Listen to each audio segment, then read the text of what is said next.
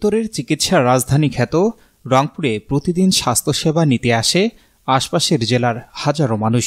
একসময় লালমনিরহাট জেলার আদিতমারি, কালীগঞ্জ, হাতীবান্ধা ও পাটগ্রামের মানুষ লালমনিরহাট জেলা শহর হয়ে রংপুরে প্রবেশ করতেন। এতে সময়ের সাথে ভোগান্তি পোহাত তারা। শেখ হাসিনা দ্বিতীয় তিস্তা সেতু, মহিপুর সেতু চালু হওয়ার পর স্বস্তি নেমেছে এই 4 উপজেলার মানুষের। আঞ্চলিক সড়ক হওয়ায় বাস চলাচল করে না এই সড়কে। সহজেই রংপুর যাতায়াতের একমাত্র ভরসা 3 চাকার বাহন সিএনজি। দীর্ঘদিন ধরে এই সড়কে সিএনজিতে চলাচল করে লালমনিরহাট 4 উপজেলার মানুষ। দীর্ঘদিন চললেও অদৃশ্য কারণে কাকিনা মহিপুর সড়কে হঠাৎ বন্ধ রয়েছে সিএনজি চলাচল। এতে চরম ভোগান্তিতে পড়েছে যাত্রীরা। অন্যদিকে পরিবার নিয়ে চরম দুশ্চিন্তায় দিন পার করছে শতাধিক সিএনজি চালক। ভাই আজকে দেখেন কতটা রাস্তা হাইজাক, অন্যদিন সিএনজি থাকে আমরা খুব আরামে ভাই চলে যাই ভাই, খরচও কম ভাই, সময়ও কম, সব দিক দিয়ে সুবিধা ভাই। আজকে বেশি ভোগান্তি, খালি আমি একা না তো ভাই, দেখেন অনেক যাত্রী ভাই, সবাই ভোগান্তির মধ্যে পড়ে গেছে ভাই। সাধারণ জনগণ মনে করেন তাদের একটা সবার তো প্রাইভেট কার নাই ভাই, সবাই একটু ওই যে যারা একটু মধ্যবিত্ত সিএনজিটা নিয়ে যাওয়া আসা করে, কোথাও রিজার্ভে গেলে, আত্মীয় স্বজন, বন্ধু বান্ধব বা পরিবার নিয়ে গেলে, ওরা অসুস্থ হইলে সবাই তো ভাই প্রাইভেট কারে যাইতে পারে না ভাই।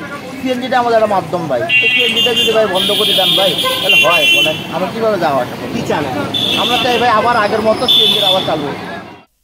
এদিকে যাত্রীরা বলছেন সিএনজি বন্ধ হওয়ায় ইজি বাইকে কালীগঞ্জ ও হাতীবান্ধা যেতে সময় লাগে দ্বিগুণ। ডাক্তার দেখাতে এসে রাত হয়ে যাওয়ার সময় গাড়ি না থাকায় ভোগান্তি পোহাতে হচ্ছে তাদের। সিএনজিতে কম সময়ে গন্তব্যে পৌঁছাতে পারে এবং নিয়মিত অনেকেই রংপুরে এসে নিজ কর্মস্থলে কাজ শেষে বাড়ি ফিরতে পারে বলে দাবি যাত্রীদের।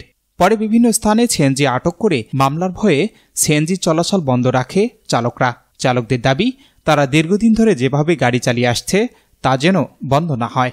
এই সড়কে সিএনজি চলাচল বন্ধ হলে শতাধিক পরিবারকে না খেয়ে থাকতে হবে। বন্ধ হবে তাদের সন্তানদের লেখাপড়া, এমনটাই দাবি তাদের।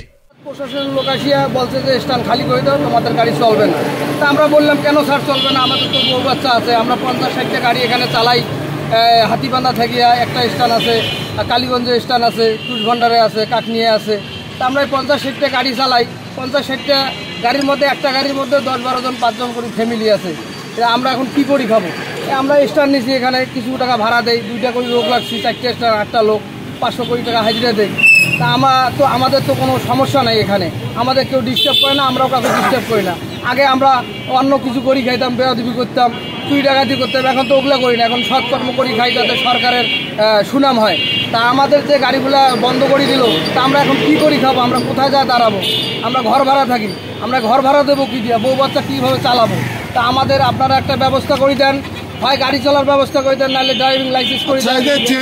না, আমরা কোথাও চেন চাঁদা দেই না। আমাদের সংগঠন একটা আছে, সংগঠনে আমরা যে 8টা লোক রাখছি, এই 8টা লোকের 500 কোটি টাকা হাজিরা দেয় আর জমি ভাড়া দেয়, এইটুকুই। এছাড়া আমাদের কাছে কেউ কোনোদিন ডিস্টার্ব করে নাই, আমরাও কোনো ডিস্টার্ব করি না। তা আমাদের দাবি, এটা প্রশাসনের কাছে দাবি, সাংবাদিক ভাইদের কাছে দাবি, আমরা এই সিএনজি যেন ঠিকভাবে চালাইতে পারি, হয় আমাদের ড্রাইভিং লাইসেন্স দেব আর নাহলে চলার ব্যবস্থা করে দেব। সিএনজিগুলো বন্ধ আছে, বিশাল ক্ষতি হয়েছে। 50-60টা যে পরিবার এই গাড়ির উপরে যে নির্ভর চলে, আজকে যে হঠাৎ করে যে গাড়িগুলো বন্ধ হয়ে গেল, এই লোকেরা কী করে বড় চলবে? গাড়ি কিস্তি, অন্য কিস্তি, প্যাটের খরচ আর ছেলেমেয়ের লেখাপড়া সমস্ত বন্ধ হয়ে যাচ্ছে। আপনারা হয় বিএডি থেকে কাগজ দেন, নতুন মাছ চলার মতো আমরা সংগ্রহ মতো আপনার ব্যবস্থা করে দেন, না হলে তো আমাদের অনেক সমস্যা হয়ে গেছে। আমাদেরকে না খেয়ে থাকবো, আমাদের খেয়ে তো বাঁচতে হবে। আমরা তো জনগণ, আমরা তো অন্য কিছু করতেছি না। শতাধিক সিএনজি চালকের পরিবার ও হাজারো যাত্রীদের সুবিধার্থে প্রশাসন সহায়ক ভূমিকা রাখবেন, এমনটাই প্রত্যাশা চালক ও যাত্রীদের। Shahinur Rahman, news desk, ABN 24।